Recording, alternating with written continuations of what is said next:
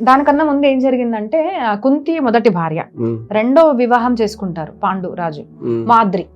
చాలా మందికి తెలియదు, పాండవులు అందరు కుంతి పుత్రులు అనుకుంటారు. That's a beauty of motherhood అండి. అంటే మాద్రి చనిపోయిన తర్వాత కూడా కుంతీదేవి 5 పిల్లల్ని ఎలా పెంచింది అంటే తన పిల్లల్లాగా పెంచింది. కాబట్టి చాలా మందికి అసలు ఇద్దరు తల్లి పిల్లలు అని తెలియదు అనమాట, అందరు కుంతి పిల్లలే అనుకుంటారు. అయితే ఇప్పుడు వీళ్ళు పిల్లలు పెద్దగా అయ్యారు కదా, మొదటి కుమారుడు ఎవరైతే ఉన్నారో అంధుడు కాబట్టి మనం వాళ్ళని రాజుగా చేయలేము, ఒక నియమం.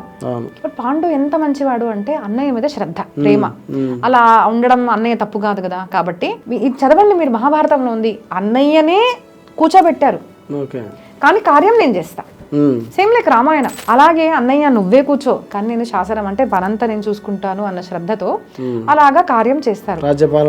రాజ్యపాలన చేస్తాడు, చాలా ఆర్థికంగా కూడా ఒక రాజ్యాన్ని మంచి స్థితికి తీసుకొస్తాడు అనమాట. ఇద్దరు భార్యలతో కూడా ఒకసారి బయటికి వెళ్తారు. అక్కడ ఏమవుతుందంటే డీర్స్ అనమాట, వాళ్ళిద్దరు జింకలు, ఆ జింకల కలయిక జరుగుతున్నప్పుడు తెలియకుండా బాణం వదిలేస్తాడు. శారీరక కలయిక జరిగేటప్పుడు అలాంటి టైంలో బాణం తాకడము, దానివల్ల పురుషుడు చనిపోవడం జరుగుతుంది.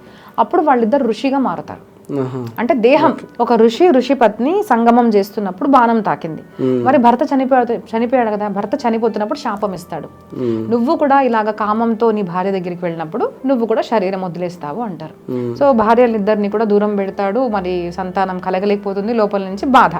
మార్ద్రికి చూసి తినకి మనసులో కామం అనేది కలుగుతుంది. అప్పుడు ఆ భావనతో మార్ద్రి స్పర్శ చేయంగానే తను దేహం వదిలేస్తాడు. అయితే మార్ది కనిపిస్తుంది అనమాట, అయ్యో నేనన్నా కంట్రోల్గా ఉండాల్సింది కదా, నేను కూడా అలాగే తన దగ్గరికి వెళ్ళడం వల్ల నా భర్తను నేను కోల్పోయాను అనేసి నేను సతీ సహగమనం చేస్తాము అంటుంది.